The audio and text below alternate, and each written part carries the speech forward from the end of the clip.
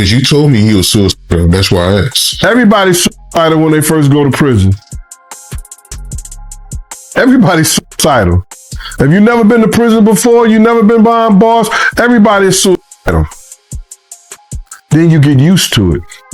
It becomes your livelihood. You learn how to stay alive.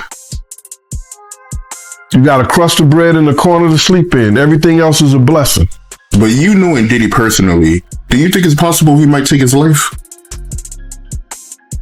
It takes a certain individual to prepare himself to do a lot of years in jail. From the lifestyle that he had, I'm not saying that he can't. I just don't see him able to do time behind bars. Maybe if he be in a camp type situation, that's a possibility. But based on the lifestyle and what he's done and what he's accomplished, if he had to go behind those bars for a lot of years, I think that he may commit suicide. He do an Epstein. Why do you think he didn't pull a Russell Simmons and leave the country? They was watching him, bro. They was watching him. And then I think that he had to turn over his passport. Even if you own your own private jet, they have a system up there whereas that they supposed to check your passport and anything that you need to fly as if you were flying commercial.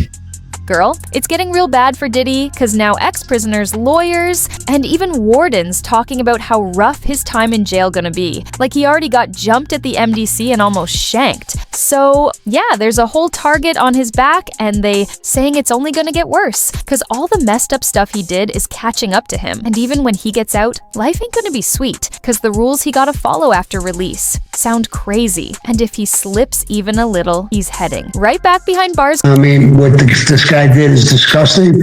I don't think there's a person alive, a man or a woman, especially women, who are not going to hate this guy. Whatever he did was completely disgusting. It's beyond criminal. I don't even know what it is. I look at it like he disgraced everybody. He disgraced the black race by being a black man. I know a lot of black people and they hate him for it because it painted a picture towards all of them. I think it's being followed all over the world. If he's not found guilty or he's cut free or he does a short amount of time, I mean, I can only imagine what the whole world would think. This is a disgusting country. Guys in the mob did some terrible, terrible things. The murders were gruesome and violent and painful, and they served a purpose. They were meant to terrify people into staying in line, right? Compare that to the things that you've heard alleged from the witness stand and testimony under oath from a lot of these young women and some of the young men who were his assistants. Compare the guys in the mob to the stuff you're hearing alleged against Diddy. If we did that in the mob, we would be killed for it. We would never touch women and children and stuff like that. So that's against our rules, our principles. We would never get away with something like that. There was a guy, Roy DeMeo and Gas Pipe, who became serial killers, killing for no reason, and they were killed. So, I mean, if he was in the mafia, he would, and we knew what he was doing, he would have been killed. There would be no. Girl Diddy really done messed up this time, because now he got to register as a sex offender for 10 whole years after getting out. Like, that's wild. His life already falling apart. And this just makes it worse. The same freedom. He used to do all that crazy stuff is gone now, and if he even slips once the Fed's gonna throw him right back in jail, his whole world about to flip. No more wild parties, no more freak-offs, nothing. It's over for real. Is he think safe though? And you say something about him getting stabbed? I was going to say, Diddy's team is saying no, he's not going to be safe, because in court we found out that there was an attempt on Diddy's life, that there was a man that attempted to shank him, but they stopped it, the correctional officers, and they say Diddy didn't even want people to know that he didn't want to make it a big deal. But of course they're having that conversation about will he be safe because of who he is and how high profile this case is. Right. They're also having a conversation. Mark Geragos is a high profile attorney, a friend of Diddy's, but also the dad of Teeny Geragos, who led Diddy's defense about Diddy potentially being raped in court. And we can and just attacks on his life, because they say that people look at him as like a trophy or a prize, and to do something to him. Well, what if other inmates hear all of the stuff that we've been hearing in the news all of these weeks, and they scared of Diddy? That's not how they presented it. I don't. That's crazy to say Diddy's a trophy. Like, he's looked at as a trophy in jail is crazy. Isn't that crazy? But even more, Charlamagne said about the inmates going to be scared. The lawyers, when they were speaking on Diddy being in prison and the circumstances him being in prison, I didn't never hear about this, and nobody ever said anything about this. And I want to know if it's in the prison records. They said one of the guards stopped a dude from shanking Diddy. Now, I'm like, if he was doing all this positive shit in jail, and they was talking about he was all the inmates loved him, and they was employing him and doing standing ovation. I wonder what inmate was trying to shake him. Was that one of the Tupac? Was that one of the Tupac fans, or that was one of the Biggie fans? Because they said that the guard. They said that in court. One of the lawyers, one of the guards, stopped one of the individuals that was trying to shank him, bro. And that was crazy. Nobody, I never, that didn't leak. Everything leaks from prison, but that didn't leak. Nobody wrote home and say, yo, dudes is in here trying to stab Diddy up. But the lawyers mentioned that today. I want to see if they're going to investigate that right there. You know what I'm saying? And base that, or he probably used that, base that on trying to help Diddy getting into one of those camps or one of those programs that, you know, he ain't got to worry about nothing. And what's crazy is this, he got to worry about something now. You understand? Because he thought he ain't had to worry about nothing, because he thought he was going to a speaking engagement.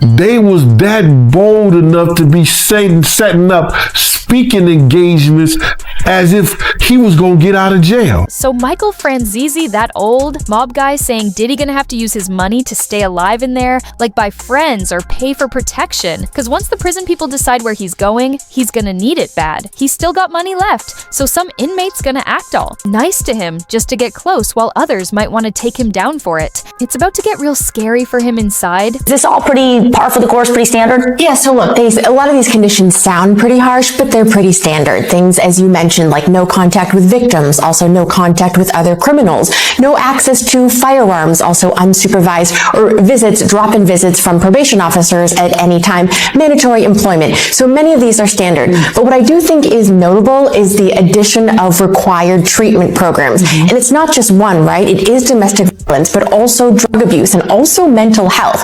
The reason why it's so notable is because we all remember the defense described this as a modern love story. And even though Combs was acquitted of the most egregious charges, it's really a message from the court saying there's really still something that is not right here. There's treatment that is required. There's issues that need to be resolved. Can you tell us a little bit about his living conditions? Because I know that he's currently in Brooklyn, but he's actually asked to be moved to a federal facility. Why? What would that do to his living conditions? Okay, so very specifically, he's requesting to be moved to Fort Dix, to a low security prison. So that would very much ameliorate, improve his living conditions from where he is in Brooklyn. So this low security prison is more like a dorm-like setting, and also has a specific drug abuse treatment program that he's requesting to be a part of. And sometimes people who go through this program successfully can get time off at the end. Well, Angela, we also know that Diddy is going to be required to work 30 hours a week upon his release. Do we know if that's like, he can just do whatever he wants? He's the owner, obviously, of a company, CEO, or is this something that the state or the courts are going to mandate? So this is interesting. It is pretty standard, and the legal language is work conscientiously at suitable employment. So that doesn't mean that the government can tell him what job to do, but it does mean that the probation officer can veto what he chooses. And the real point here is access and rehabilitation and not a lot of free time, requiring structure. So given that his employment is generally self-employment and a lot of free time, it's not clear here how the probation officer will respond to that, what sort of restrictions they will put. But yeah, the probation officer can say this is not okay, too much free time. So Diddy's lawyers out here begging the judge to send him to Fort Dix, saying it's close to New York so his family can visit. But everybody knows the real reason he wants that spot. It's low security, and they got this drug program called RDAP, where inmates can do like 9 months of treatment and maybe get out up to a year early. So basically Diddy trying to work the system, all ready to make his time as easy and short as possible. I only have a little bit of time left. I got to switch gears real quick to Diddy. So he is asked to be sent to a low security prison out in New Jersey for where he will serve his, prison term. 4 years, served already 1, so 3, maybe out in 2.5. Do you think he's going to get that request? Do you think he's going to serve it at this low security prison in New Jersey? It seems like the logical place for him to go. I mean, you've got, based on all of the factors and everything else that goes into the Bureau of Prisons, when they get the file, so to speak, they get the PSR, which is the pre-sentence report, they have a certain criteria, and a lot of that criteria has to do with geographic location and then the severity of the sentence and the charges. All of that would tend to lean towards the placement at this New Jersey facility. So I would say on a bell curve, 80%. Diddy really thinks he can play smart and get a year off with that drug program, but the judge said he'll be watched close. His parole officer can pop up anytime and test him, and if he's caught using again, he's going right back to prison. Is the camp the lowest security and therefore more paddle and tennis and all the other things and what they call Club Fed or Camp Cupcake?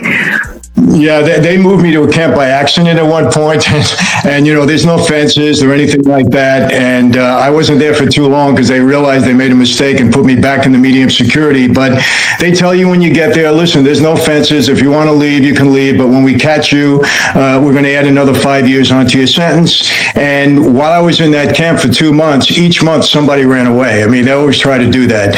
But yeah, he's thinking of that. Yeah, he's thinking of that. But, a medium security is not that bad either. Quickly, go back to that piece about he's high profile, so he won't get a camp. Why wouldn't he? I thought in a camp, nobody's going to shank him because, again, they want out.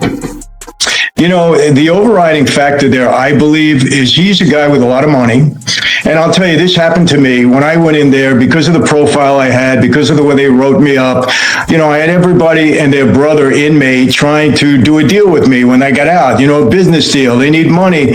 Because of the fact that he's a money guy, I think he's going to have more friends than he will enemies. And in a medium security, normally nobody's looking to shank you. When you get into the higher institutions, when people are doing, a ton of time and there's no way you can benefit them, then you got a little more problem. But in a medium security, I don't think he'll have an issue at all. I really don't. He can be too much of a benefit to inmates that are always looking for something, and he could be a golden ticket for some people, at least in their mind. Diddy got scared and started crying after hearing his sentence, because he knows inmates gonna come for him after finding out he hurt women. He already almost got shanked once, and now he's not taking any more chance. But he still has to register as a sex offender. He still has to do all these different things. Even after he's off of supervised release, he'll still have to register. And if he goes to Miami, because his home's in New York, he's got to check in with the local sheriff and say, hey, sex offender in town, that's what he got to do. I mean, this is not an easy thing for him to have to deal with down the road. But is it life in prison? No, it's not. Is it 20 years in prison? No, it's not. Is it even 10 years? No, it's not. But it's still going to be something he has to deal with. So it's no little thing that he is part of this community of people that have to be supervised, and he gave the government a big foray into controlling his life. And that's what happens when you decide to break. Inmates who did time for the same stuff as Diddy say. If people inside find out what he did to women, he's done for Diddy's already scared of Gen Pop life. Because even at MDC, he mostly hid in protective custody and on suicide watch. Here's the thing. Diddy is symptomatic of just power gone awry. He's going to have to register as a sex offender. And he'll probably have to do that for 10 years. And if he doesn't, guess what? That's a separate crime altogether. So this can follow him. So if you're thinking, oh, Diddy got off, blah, blah. Well, his lawyers did a good job, and he still has the right to appeal his conviction and his sentence. I think he's going to go anywhere because the evidence of the Mann Act violations were overwhelming. He's now tagged with 2 felonies. He's not free to go about and do what he wants to do. For the next, 89 months or thereabouts, he's going to be under the control of the federal government. And that's no little thing for a guy like this. So here's what supervised release is going to be like for him. It'll be intense at first. They'll drug test him. They'll put monitoring software on his devices. They will, they'll have constant meetings and check-ins and that kind of thing once he gets out of prison. And as time goes on and he demonstrates compliance, the supervision will get less and less intense. Probably to the point where he just has to call in once in a while. But if you get too complacent and all of a sudden, you don't register, or all of a sudden, porn's an addiction, right? And, if you're looking at porn all the time, guess what? It's tough to stop that. It just is. And I've known clients that have, violated their conditions over and over again, and they wind up going back to prison. Now, Diddy seems to me like he's got some discipline. He knows where he wants to be, where he doesn't want to be. And I don't think you're going to see too much trouble with Diddy. I just don't think you're going to. But very well could be that he doesn't follow the rules.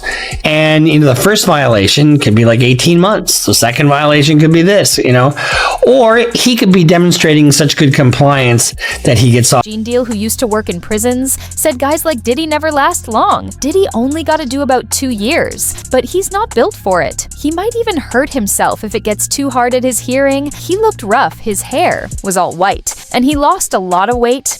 He's not free to go about and do what he wants to do. For the next, 89 months or thereabouts, he's going to be under the control of the federal government. And that's no little thing for a guy like this. I've interacted with him. I've worked on the facility with him. I've conversed with him. Not in-depth conversation, but he's very respectful. He's well aware of his surroundings. Nothing really matters anymore. Well, it makes sense, right? He's very high profile. Yeah. People think Diddy was paying inmates for protection while he was at the MDC because 15 prisoners wrote letters to the judge supporting him. And that's just weird, because why would they do that for a guy caught hurting women on tape? And let's not forget, someone already tried to shank him so clearly. Not everyone in there likes him.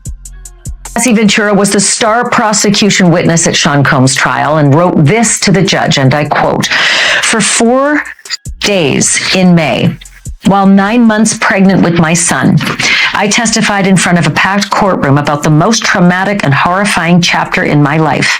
I testified that from the age of 19, Sean Combs used violence, threats, substances, and control over my career to trap me in over a decade of abuse. He groomed me into performing repeated sex acts with hired male sex workers during multi-day freak-offs, which occurred nearly weekly. I was forced into lingerie and heels and told exactly how to look, and plied with drugs and alcohol so he could control me like a puppet.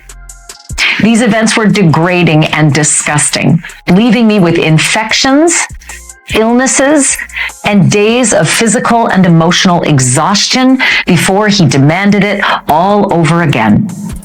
Sex acts became my full-time job, used as the only way to stay in his graces, his good graces." Cassie Ventura says that she has spent the past 7 years rebuilding her life, engaging in, quote, dozens of types of therapy, but still says she has, quote, nightmares and flashbacks on a regular basis. She says that she moved her entire family out of New York for fear that Sean Combs may have some retribution in mind.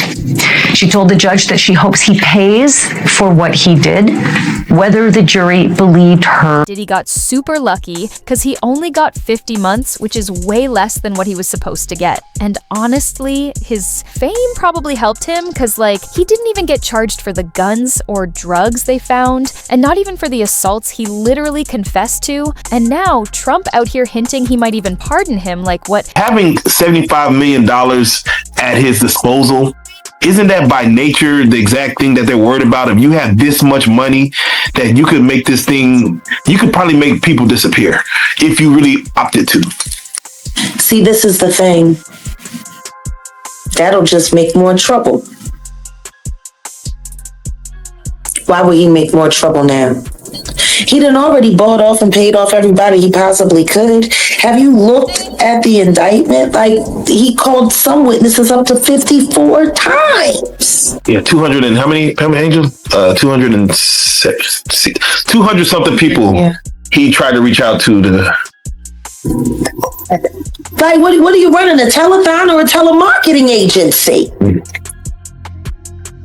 Telemarketers don't make that many calls in one day.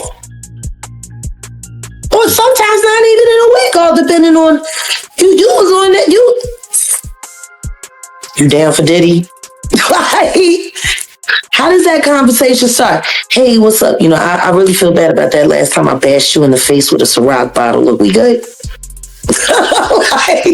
It's not even Diddy who's in danger, it's his victims. Because even though his release rules say he can't talk to them, he's been doing it anyway. He was making over 200 calls a week in jail, and the feds said he was using his family to reach out to witnesses, and they only found out because one of the witnesses reported him for trying to mess with them. Cassie even told the judge she's scared of what Diddy might do when he gets out. She said in her letter that she moved her whole family out of New York because she knew it was only a matter of time before Diddy tried to come after her again. Diddy really thought his money and fame made him untouchable, but now everything he built is falling apart right in front of him, because behind bars that power means nothing, and even when he gets out, he's still gonna be trapped by rules, fear, and the ghosts of what he's done. People finally see the real Diddy, and if you want to keep up with all the tea on his prison drama and what's coming next, hit that subscribe, turn on the bell, and tell me what you think in the comments.